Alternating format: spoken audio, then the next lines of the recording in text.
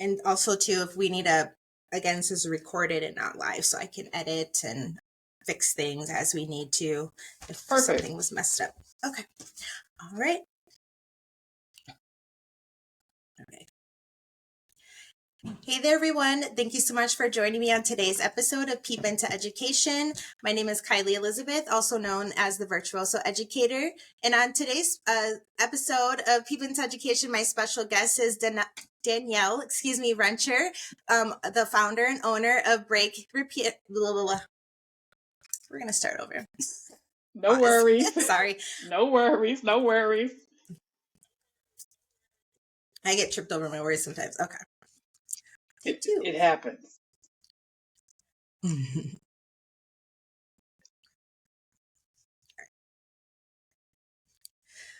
Hey there, everyone. Thank you so much for joining me on today's episode of Peep Into Education. My name is Kylie Elizabeth, also known as the Virtuoso Educator. And on today's episode, I have our special guest, Danielle Wrencher, coming from Florida.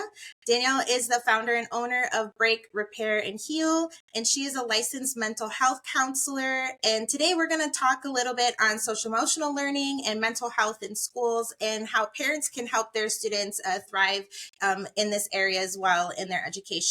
And so I'm going to have Danielle introduce herself and give us a little bit of her background and educational journey and what led her to her career. And then we'll get going into our conversation. So thank you, Danielle, for joining us today. Yes, thank you for inviting me and giving me an opportunity to speak about mental health, which I love. And additionally, speaking about how we can help our little people with the mental health. So I am Danielle. I am from the state of Texas. I am a licensed mental health counselor. I am licensed in the state of Florida and Alaska, and I will tell you why I'm licensed in 2 states soon. But growing up in Texas, I graduated from high school and I started my education journey. And about 2 years into my education journey, I got married to a lovely gentleman who was in the military, and we left the state of Texas to go to a different state, which is North Carolina. And so I've had to piecemeal some things together. But let me go back to Texas. Texas, I initially started my undergrad degree at the University of Texas in Austin, and it was in sociology. And with that, I became a correctional officer. So I became a correctional officer, and I noticed that people would send offenders to me to speak to because they noticed that I possessed a way to put words together to help people feel better and to hold people accountable for what they were doing. And so that was when a spark really went off that says, oh, there may be something to this counseling and therapy thing that I got going on. So after getting married, we head to North Carolina and I complete my degree with Troy University online. And I completed, and I was also a correctional officer there. And I said, you know what? The counselors, the psychologists, the psychiatrists, they are getting paid so much more than me. And I'm basically doing this for pennies on the dollar. So why don't I go back to graduate school? And so that's what I did. I went back to graduate school. And at the same time, we were about to get stationed in Alaska. And so I completed graduate school while we were in Alaska. I did my internship and my practicum and everything needed to be a licensed counselor in Alaska and eventually Florida, which I live now. So that is my education journey, completing my undergrad in sociology and then getting a graduate degree in clinical mental health counseling. Nice. Beautiful. And so did you go to Alaska at some point? Or like, did you just... We went to Alaska and lived. Okay. Yes. We were there for 3 years. Yes. It was beautiful. It That's was beautiful. interesting. And to be honest with you, before coming to Florida, I did not want to come. I wanted to stay in Alaska. I didn't want to even live in Florida. Mm-hmm. Yeah, I only ask because I'm over here in Arizona, so it's just like Wisconsin. So I'm from Wisconsin, so Wisconsin to Arizona wasn't as bad as a transition, but I like that Oh transition from man, Arizona to, or sorry, Alaska to Florida might have been a pretty big transition. And I always find Alaska to be very interesting, and I've never been, so I would love to go one day. But okay, so thank you so much for sharing that information about your journey and what led you into the counseling world as a counselor. And I think correctional officers too. That is a big role. And I've known somebody that actually worked in the juvenile system as a correctional officer, and they did talk about how the lack of mental health and the care and the support that are in even like the juvenile system and even in the jail system can be very poor. And so I'm absolutely. wondering, so from your experience as a correctional officer and in your role now as a counselor, like what do you provide in your services with your clients as a licensed mental health counselor? So right now I provide individual therapy, and there are select times that I hold groups, but the majority of my time is done with individual therapy. And there are some times that we incorporate families into it, so that would be family therapy. But as Mm-hmm. a correctional officer, you are absolutely correct. There is a lack of mental health services that are competent for what's going on. So typically, Mm-hmm. people who are in the mental health field and they work for facilities, sometimes they are not the most, they're qualified on paper. However, to deal with um, that clients, you kind of need a little bit more than just, we like to call it book smarts. So you kind of Mm-hmm. have to know and understand the games that they play too. So me Right. entering into these arenas coming from a correctional officer background, I understand more because I've seen more and I've had to do more from that. And to be Yeah. honest with you, I got into education because when I came to Florida, I was working as a clinician in a juvenile facility where there were Mm-hmm. students who were there because of the they're either pending charges or charges that they were guilty of. And so they were Okay. deemed not able to be in their home counties to attend school regularly. So they attended school there. They got mental health services there. They got groups there. Mm-hmm. And you can see the difference in what's provided to the individuals in the juvenile facilities and Mm-hmm. what's provided to individuals in standardized schools too. So Mm-hmm. Yeah. there's a stark contrast. Yeah, yeah, for sure. And so with that being said, and what you've recognized, so what are your thoughts? I want to get into the topic that you wanted to discuss today. So mental Okay. health in schools and how parents, can help. And, for me, parent engagement and involvement is a huge thing. And there's always debates about whose responsibility what is for the children in schools. Is it the teachers? Is it the parents? And then as educators and people, professionals in the world, we know that it does take a lot of involvement of everybody. And so I'm curious from your perspective, and your thoughts and approach to what you do. So, yeah, so go ahead and let's get into that. Okay. So my approach as a mental health professional who the I should say this, working in standardized schools, my role was the mental health counselor at an elementary school. So with the juvenile facilities, I was with much older students Mm-hmm. from 14 to 19, to be honest with you. And then before going into my full private practice, I was working at an elementary school where there were 4 year VPK to fifth grade. But the responsibility to help our students with mental health and even just for school success is a joint conglomerate. It takes everyone, parents, mental health clinicians, teachers, But I hear this argument and I seen it. Cause when I see it as a parent where there are other parents were like, I'm not doing that because it's the teacher's responsibility. She's supposed to, or he's supposed to do that. And I seen it as a mental health therapist too, where parents would come to me and say, well, why do I have to do all of these things when said teacher is not doing boom, boom, boom, whatever that task or list may be. So it is our responsibility to be advocates for our children.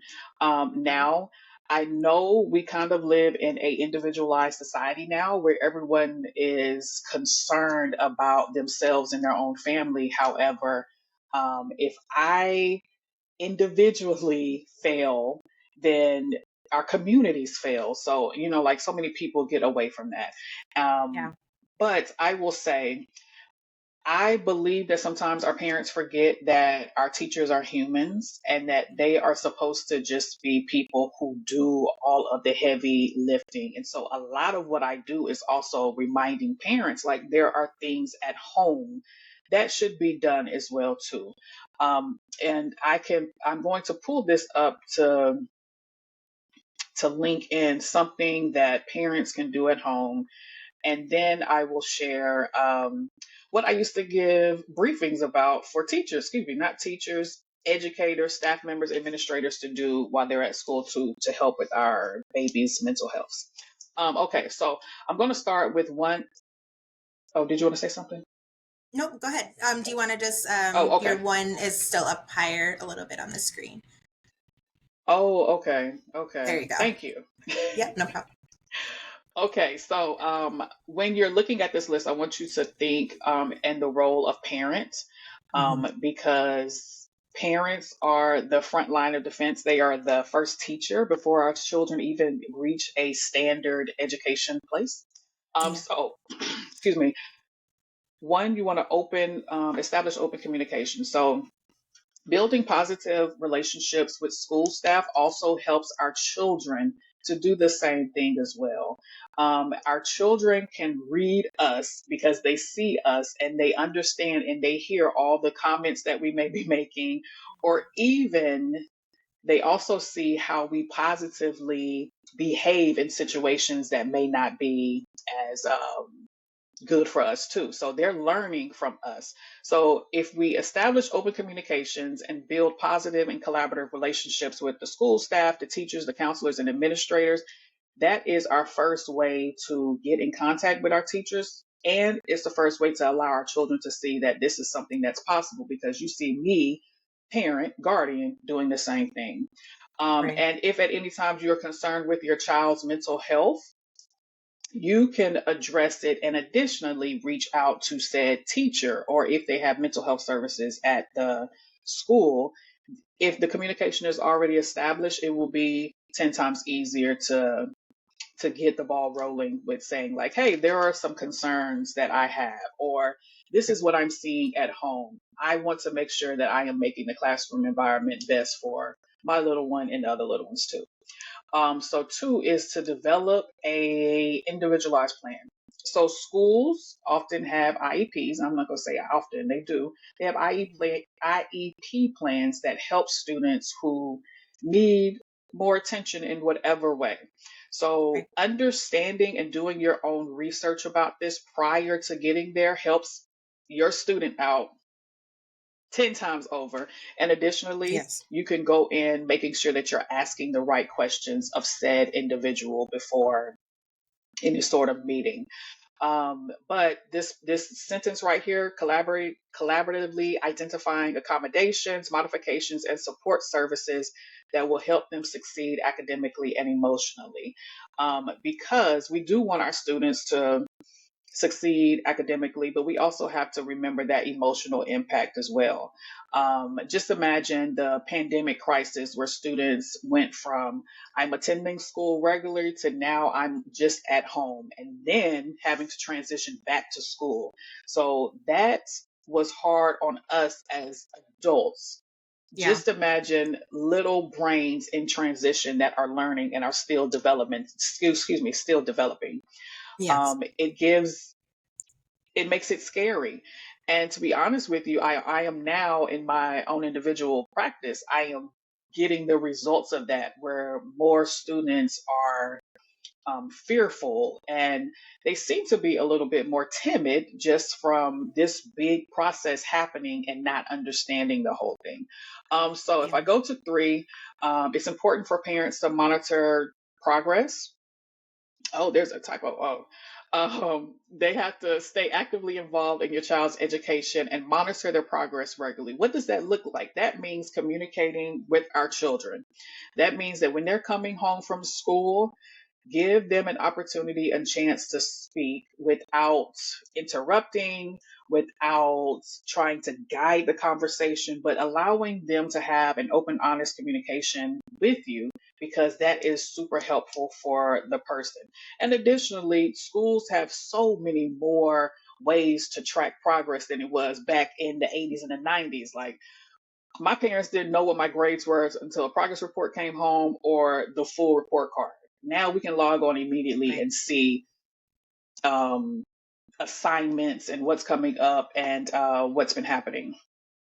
But monitoring progress also with their social interactions and emotional well-being is the mental health aspect that a whole lot of people frequently forget with their children. And it's also important for us to say, hey, I noticed this and I want you to be able to speak up and advocate for yourself because I'm advocating for you.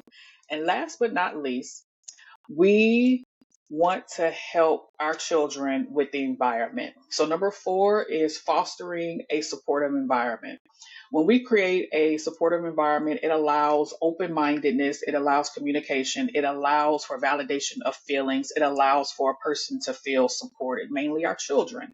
And Yeah. mental health is that when people come to individual services, they want to be affirmed and validated and not dismissed for what they are feeling. And Right. so that is one of the best ways that we can help our children and even help ourselves to understand we can do this. Let's help them and allow them to openly and freely express themselves and not feel bad for saying, I'm not doing well, I need help. And so those are the ways that we can help as parents. Okay, Very I'm cool. going to stop this. Thank you. Thank you for sharing those for Okay. sure. And I think um, I want to make sure. Do you have anything else to add on to that before I ask my questions? I want to make sure that you said all you wanted. Um, so I wanted to share how some of the briefings I used to give for, I mean, I don't have any of the slides, but I want to share what I Sure. would give to the educators so that Sure. they could help in the classroom. But if you Yeah, want absolutely. to do the parent, if you want to ask the parent piece first, then I'm okay with Yeah. that too. Yeah, I can do that. Okay. With the question, so yeah, those four items are great, and I think, like you said, it's very important for parents to kind of follow those guidelines, and especially for me, like number two is a big one in my household is the IEP, and the 504 plan. Both my children, my son is autistic, he's high functioning, but he has an IEP, speech services, all the full wraparound services. And then my daughter does have a Nice. 504 plan. She does have a little ADHD there, but just to kind of support her there. But I think that was like that one and all of those other components, especially number four too, is just like actually listening to your children and kind of gauging in that conversation with them and to understand, what does their Absolutely. day look like and what's going on, and I do find it a little bit harder with my own kids as of recent is they're very like short in their responses and they don't really elaborate too much on them. Like you have to kind of like pull it out of them without, like without, as you said, answering the questions for them or, kind of cutting them off. But I do feel that, this is part of the reason why I started this podcast is for parents to be engaged and involved in understanding understand what's going on in their kids' education and building those connections with schools. So my question really to that is to all of those services or those opportunities that you shared in your profession, either in the school or out of the school, why do you feel that it's still a difficult task for some parents to do those types of things with their children, or if there's pushback, um, maybe refusal. Like to me, it's like I don't have the answers, like, because I know why I do what I do, but I still kind of question, even when I was Mhm. teaching, like, well, why don't you want to be involved, or why can't you, so my question is like, what is the common themes that you hear from parents of why they don't do certain things with their children? So, oh, I could go on. I know, I'm Common sorry, I barriers know that this I was going to be a big see. one. Um, common barriers that I see with parents and their children are, one, they are expecting their children to be just like them at their age. So they are just misunderstanding developmentally where their child is at. And based off of that, they tend to be easily frustrated or even easily flustered because their child is not behaving in the same way they are. Hmm. Additionally, I see it in my practice too, where a parent, for example, will come to me and say, little Johnny is not doing this. And I told little Johnny 3 or 4 times, and there must be something wrong with him. Fix him, Danielle. And it's like, now, hang on, wait a minute. Because that is a part of parenting. Like, you just think, so even like managing expectations. If I have to repeat myself and tell my child to put the shoes back in the closet more than 4 times, that's okay. And I think that it really is around managing expectations, because parents, and I'm guilty of this too. We look at ourselves and be like, well, dang, I was not doing this when I was a little kid. Why is this little person doing it? And we often Yeah. forget that our children are being inundated with information, whether it be from electronics and social media, what other kids are saying, just so many images and things, and they're fighting to hear our voices against what everyone else is saying. Additionally, I think For it may sure. be a little bit of laziness on us as parents too, because we're busy, we work, or some of us may work elsewhere, but it's hard to sit down and say, even me, I would want to be scrolling on Pinterest. I don't want to sit and have to do homework with you. So, Yeah. I then have to also question the parent too. And I see that a lot too, where parents they rather legitimately be scrolling their phone as opposed to interacting, engaging with their students and their children. Because just imagine, think about when you go to restaurants, how many people you see Hmm. actually looking at phones instead of Yes. communicating with each other. And so, like, Yes. teaching people that this device, you're communicating with everyone else outside the home, but there are people inside of your home that you should be Yes. communicating with, is such a barrier, such a barrier. Yes. But, It's so I hard. think when people hear it, it makes them really look at themselves and question, like, okay, what can I be doing better myself? Hmm. So that's why I'm always saying these things, because I'm not saying that I'm not guilty of any of these things, but Right. I'm saying Yeah. I'm trying my best to do better, and I need y'all to do better too. We need to all do better together. Absolutely. Absolutely. And Yeah. that's definitely true, and that's like the general sense, and it's kind of like we all know Yeah. what we should be doing, but it's our Hmm. trend in society of, having this lovely device like attached to us. And Yeah. I've talked, we could talk about this till we're blue in the face. It kind of is what it is. So it is a constant for Hmm. me as a parent. Like, by no means am I perfect. And an ex-partner of mine like kind of really like was like X, Y, and Z that you're not doing. And I'm like, dang, I'm not doing certain things as a parent with Yeah. my children, and, kind of taking that ownership. But that these electronics have been like the bane of my children's existence, in relation of having, like you said, we're constantly fighting like the trends of what's happening through social media, Oh or yeah. and it's such a bigger context now where, even like me and you both have, our daughters are going into middle school, and it's just like I know what it was like for me in middle school, what it was like for you in middle school, but I'm just like, oh my gosh, like these round of middle schoolers, like I'm genuinely like a little nervous about, because of the scope and the I amount am of too. actual access to technology they have. And so Even Mhm. my son yesterday kind of made me upset, right? It was the first day of spring break, and he just rather had sit on the couch and kind of watch his own little thing. I'm like, well, come sit in here, and talk with me and hang out with me. And he's like, no, I'm okay. And so like they, that individualized society, as you mentioned earlier, we all are kind of in our own little worlds with our devices, and I do feel that it's important, as parents, especially when you can, if you're eating breakfast, lunch, or dinner together, put the devices away and actually like engage in conversation with each other. And I kind of stick to that, for sure, at the dinner table, and even certain times in the car, like just put it down and let's like talk and like conversate, and you don't have to be in your own little world all the time, and because you're missing those moments, especially with our little ones. They have so much to say, and like my kids say the randomest things, and they're a lot smarter than we may even give them credit for, even if they're not performing well in school, because of the information that they see. They know a lot of stuff. So I just am genuinely curious as a parent, like, what do you actually know? And also have that opportunity to shift their mindset if they see something.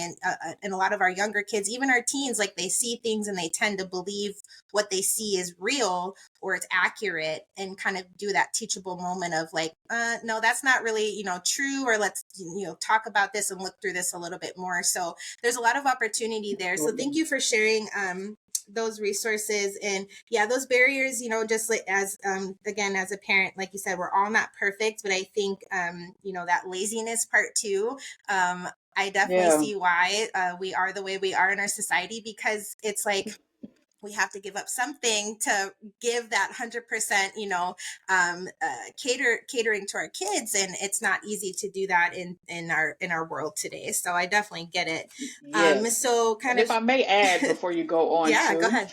um, Yes. if you also think about like how we consume Hmm. entertainment, so we Hmm. consume it maybe like, so if we're looking at YouTube shorts, we're consuming Yeah, approximately so much. 5 to 7 seconds of something, and we're going Hmm. on to the next thing. So our brains are going from boom, boom, boom, boom, boom on to the next thing. So in essence, we're teaching ourselves to pay attention to this thing for this small amount of time and then be on to the next thing. And so Yes. we're going against what we're teaching ourselves by always Hmm. consuming like this small amount of content. So Hmm. it is Yeah. really our responsibility too to even show our children like I can hold my attention span longer than 7 seconds. So I want you to do the same. So yeah, it's a we're No, all going against it.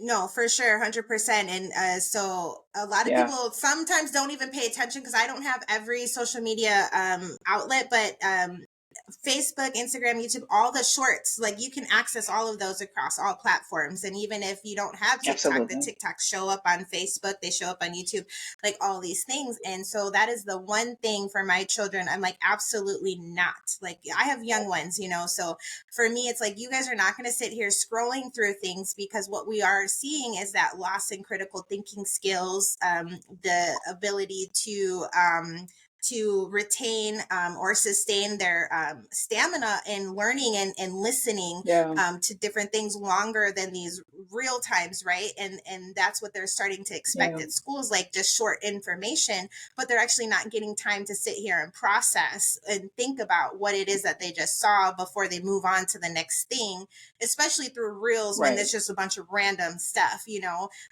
So definitely just be careful, parents, with that, with your children. Us as adults, we're developed differently. We learn differently in our generation, in this generation, especially with these little ones. My 9-year-old, I said he's very different than my almost 12-year-old, because when he was 9, he had a tablet earlier than she did. And that, even that 3-year difference, like he treats that like another body part. Like if he doesn't have it with him, it's kind of like a thing. So it's like, you're going to be all right. But my daughter, she could put it down, but he can't. And so it's constantly just being aware of, what that effect really Yeah, is, of technology on our kids and their learning and their development, and how we, manage their time and usage on those things. So in absolutely. relation to all of that and kind of shifting over to schools, so kind of in the same context, what are your strategies for mental health in schools, and what does that look like from your experience? So, what does it look like from my experience? So, I am a Black woman. I present to the Mhm. world as a Black woman. And I will say this, in the state that I live in, I was the only Black woman professional at the facility that I worked at. And so um, it can be really, let me back up. There's this thing in mental health where as we look at family pictures, we always attempt to identify ourselves in the family picture, right?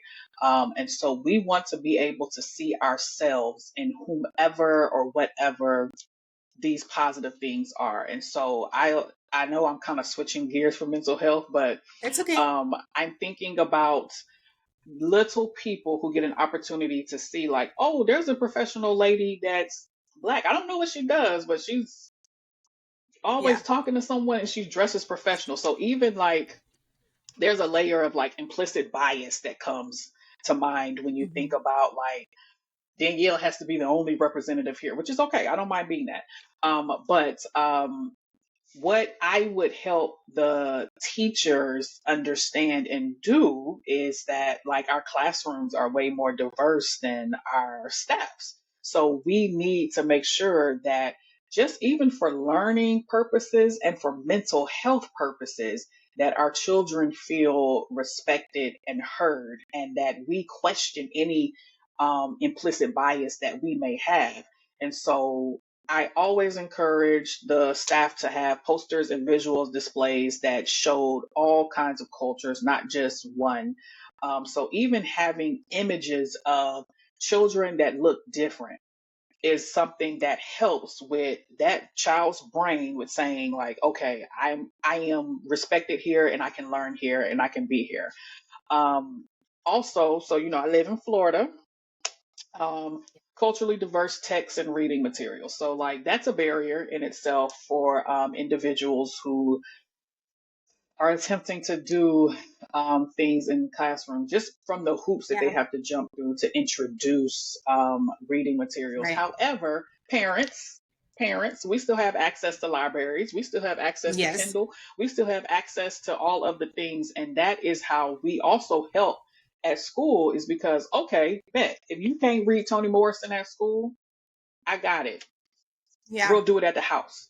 Absolutely. So that is another responsibility of the parent. Now, I can't change what they do, particularly at the school as a parent. However, I can change, well, I guess I could talk about that through voting with the school board and stuff like that. But Yeah. it's also important that my children know who they are and where they come from, just from a culturally diverse standpoint, because I already know in the Florida school that my child goes to, she's not going to get that. Right.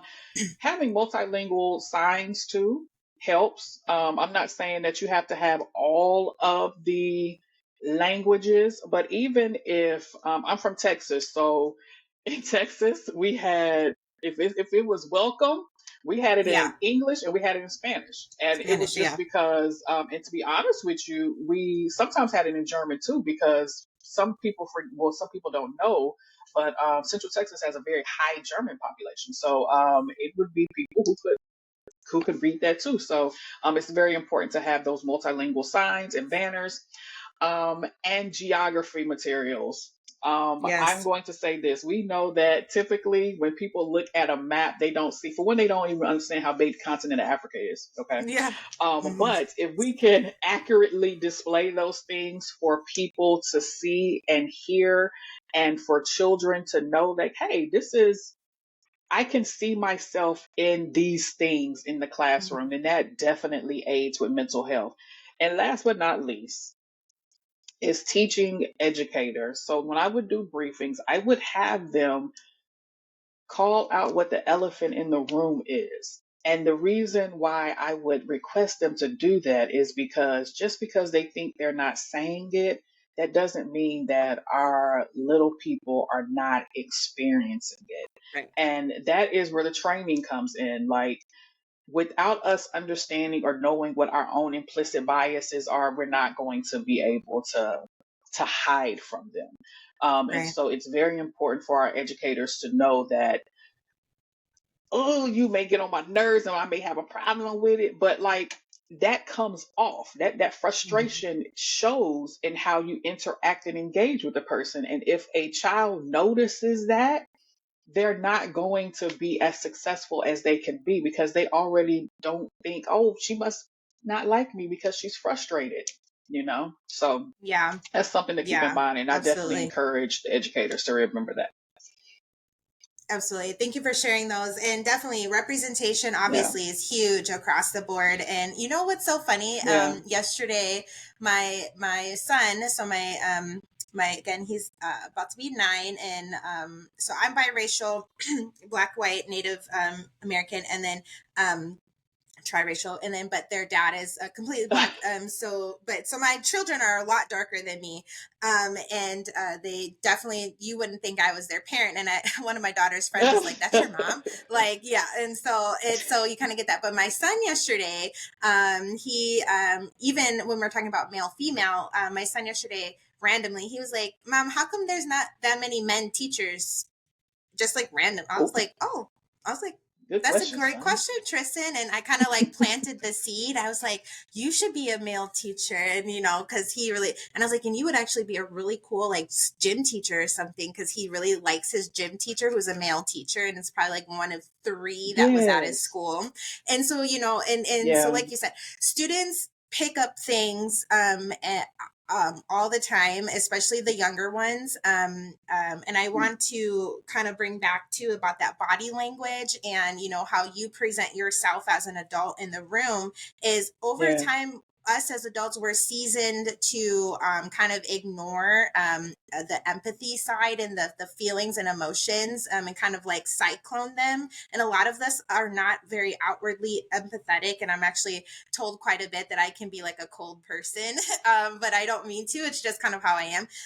But our children are not like that. The younger they are, they definitely tag into feelings and emotions. That's what they know easiest versus logic, right? They know that nurture and that nature side first. And so definitely is a great point to bring up, to just remind yourself like you can't constantly come off negative to kids in a classroom, and especially at the high school level too. I've always talked about this is and middle school, or all grades, whatever. But it's really important for us educators in the room to be positive, because these kids do, some don't have the best home life, and we're Hmm. taking care of these kids, 7, 6, 7, 8 hours out of the day.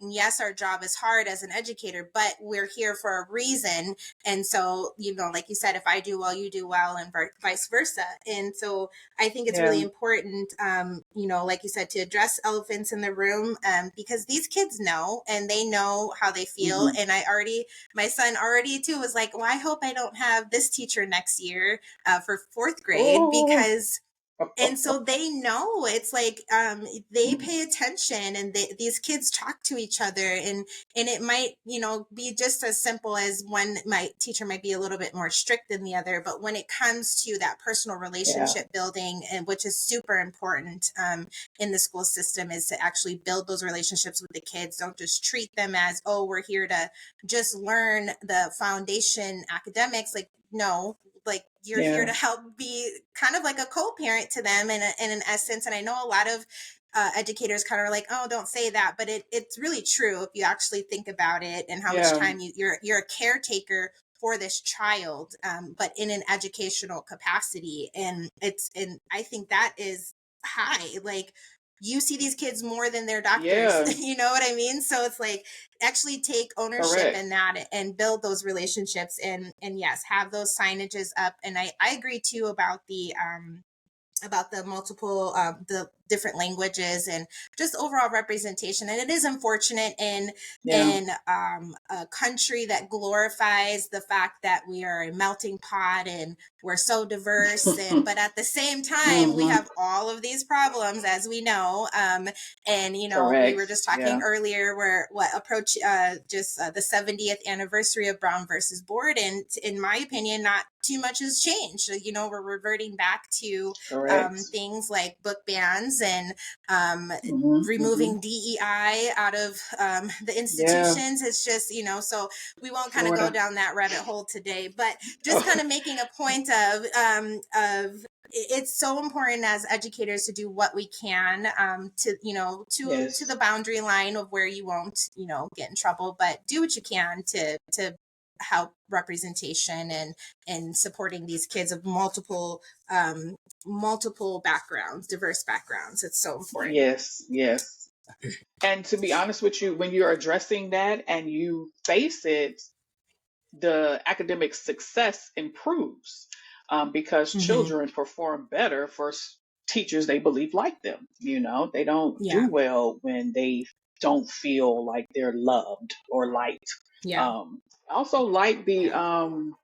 I like the co-parent reference.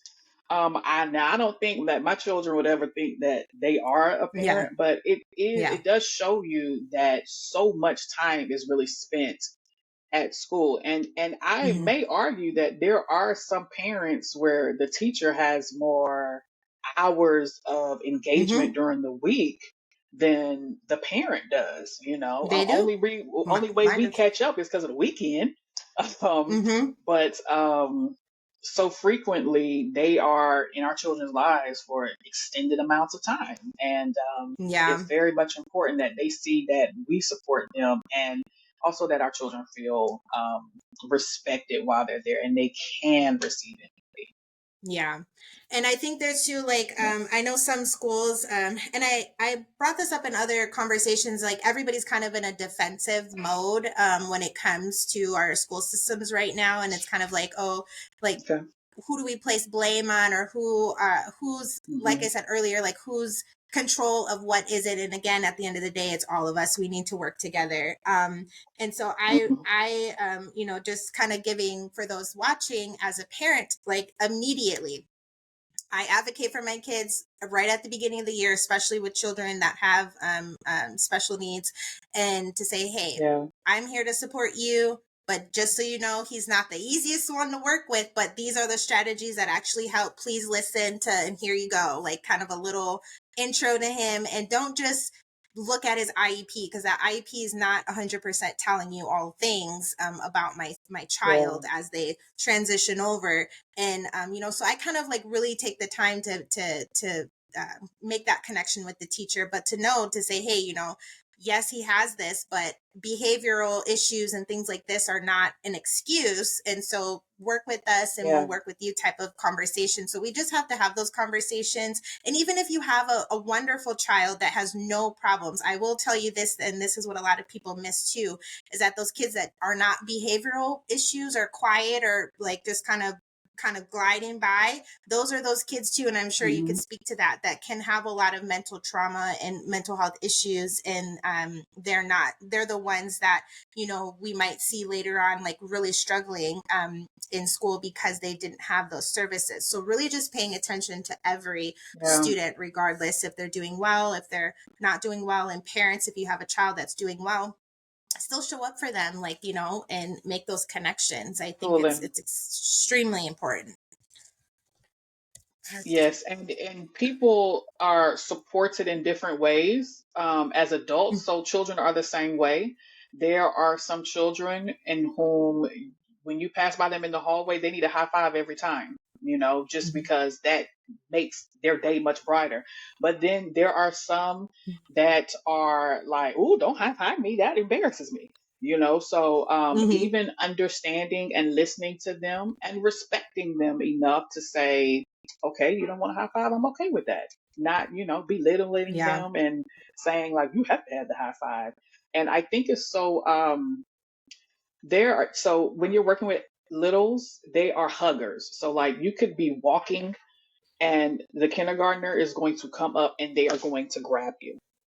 Mm-hmm. And I will never forget this. I was in a grocery store with my youngest, and a child ran from like the deli section to where I was to hug me.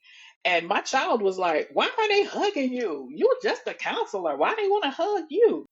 And so I said, "You don't hug your counselor?" And she was like, "Of course not. I don't hug my counselor." And I was like, "Well, your counselor is not me, baby." But, it Mm-hmm. just goes to show you that she's not one who necessarily needs to hug an individual at school just to say something. But there are some students who need that. And, little people, the 4 to 5 to 6 year olds, they're coming straight from the house. This is their first experience with school, so they're a little bit more clingier. So I Yeah. just find it funny that, just understanding that some children need nurturing this way. And I'm not saying that you're going and hugging children and doing all of those Yeah. things, but Yeah. really understanding that they're all different and taking the Right. time to learn what each child needs helps too. Yeah.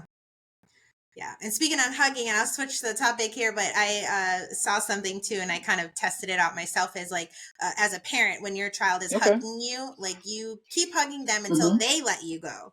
And I loved that. And, I Yes. kind of noticed like, I'll kind of just keep holding. And then, me and my daughter always do like a 30-second like hug, and I kind of rub on her back before she goes into the bed. And my son, he's usually just like, oh, good night, and da-da-da. But last night he was just like extra like clingy. I was like, oh, okay, I'll let you do it. But I think, too, as parents, like, just our kids need love, and we love them, but just Hmm. being evident and showing our love and affection towards them, even if, male or female, mom or dad, whoever, like they still need it from you and they want to see it. And sometimes Absolutely. my daughter's like, you're being embarrassing right now. And I was like, so just get over here, so, I still do all of those things. And I think it's important to show that. And so I was going to kind of switch and ask a question. And so obviously May is Mental Okay. Health Awareness Month, and obviously mental health is important all month, all year long, as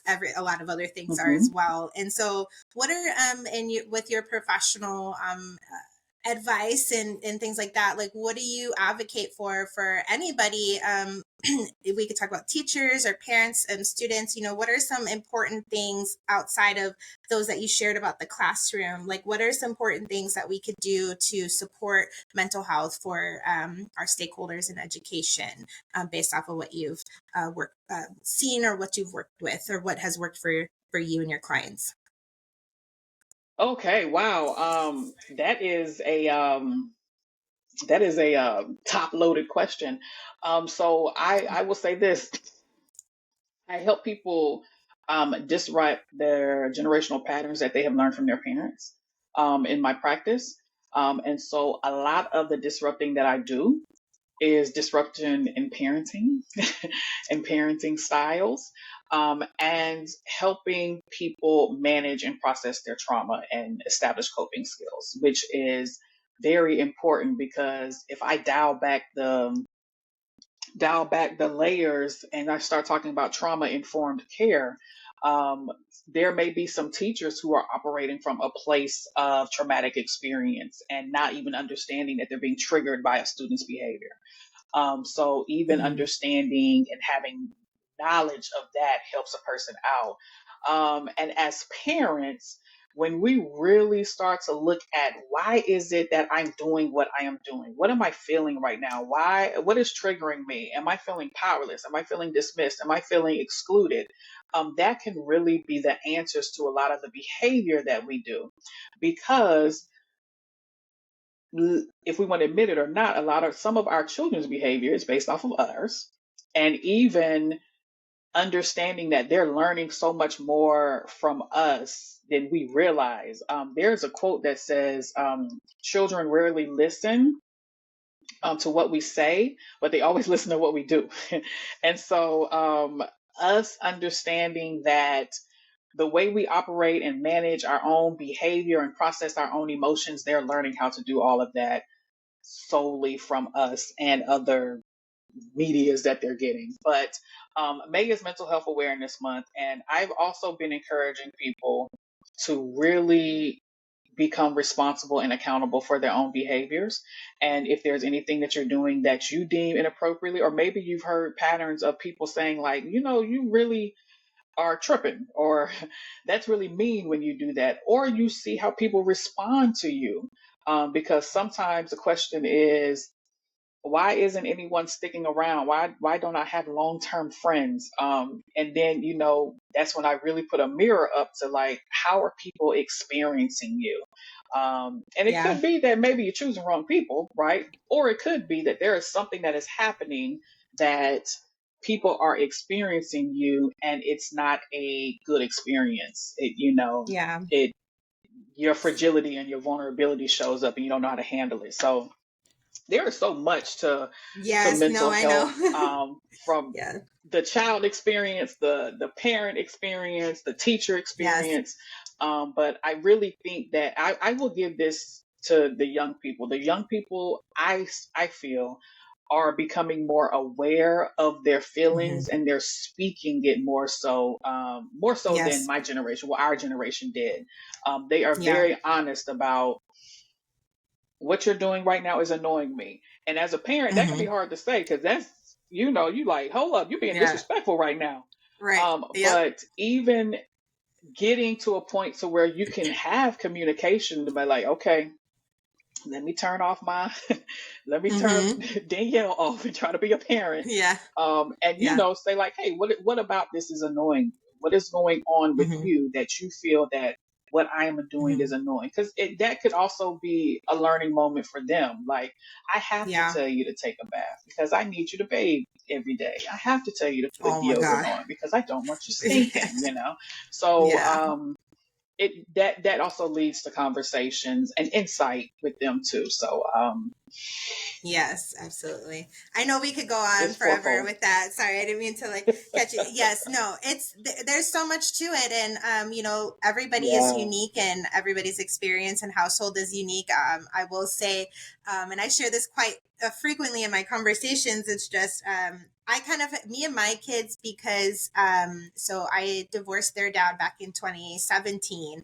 So I've Okay. been I co-parent, so I don't call myself a single parent. I'm a co-parent, but I only have my children half the week. So it is a Mm, balance of both households and trying to get each other on the same okay. page as co-parents, to have consistency and regularity. But I do notice a lot of that. Like you said, the kids are very vocal, and to me, like, I understand my kids and I know to what context of them are being disrespectful versus them actually just speaking their mind and being very open. Part of my son and his Yeah. social emotional capacity as an autistic child, he's very blunt, like he has no filter. And so when I was starting to date again a few years, like maybe 4 or 5 years later, that was an issue. It's the parenting, and it's the your child's being disrespectful, and it's like a lot of parents, or those that maybe don't even have children, kind of come from that context of thinking, like you were saying earlier, is like, I didn't act like this when I was a kid, and I would have got my butt whooped if I was doing what they're doing right now. And so they don't understand that Oh shift yeah. in these kids, especially those schools that do implement social emotional learning.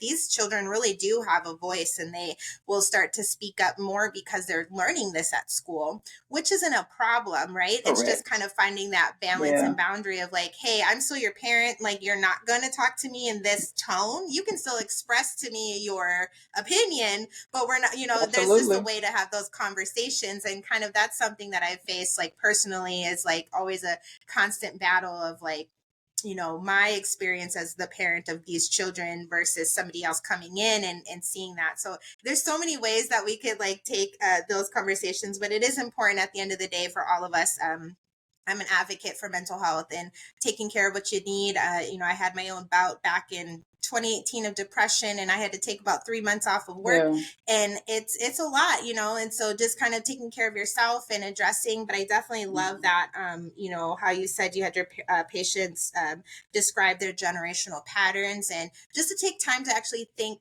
and sit down, especially if we're in our 30s, 40s. Guys, if you haven't done this already, you definitely need to, because it's very eye-opening, to really have those conversations. And those conversations that are difficult to have are the ones that are needed to be had. And I definitely hope people kind of listen in. So I want to be sure to direct them to you, Danielle. Thank you so much for your time today with us. And so Danielle is also an Absolutely. author.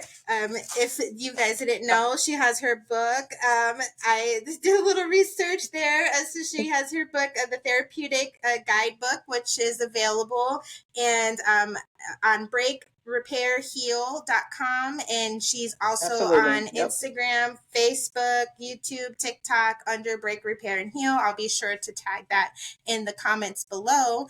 And Absolutely. before we go, is there any last word of wisdom or final thought you'd like to get off before to our guests before we get done today?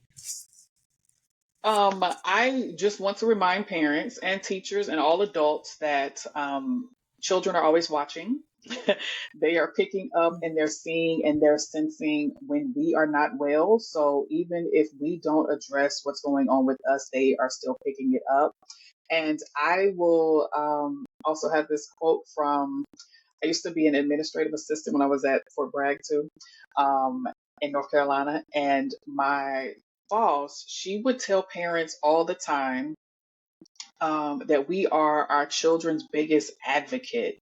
And I think that some parents sometimes forget that it's your responsibility to speak up when your child is in need and do the things that your child needs to be successful. So that is it. Just remember, you are the Yes. advocate for them. So it is our responsibility to speak up for them and on their behalf. Yes, absolutely. Agreed. Thank you so much.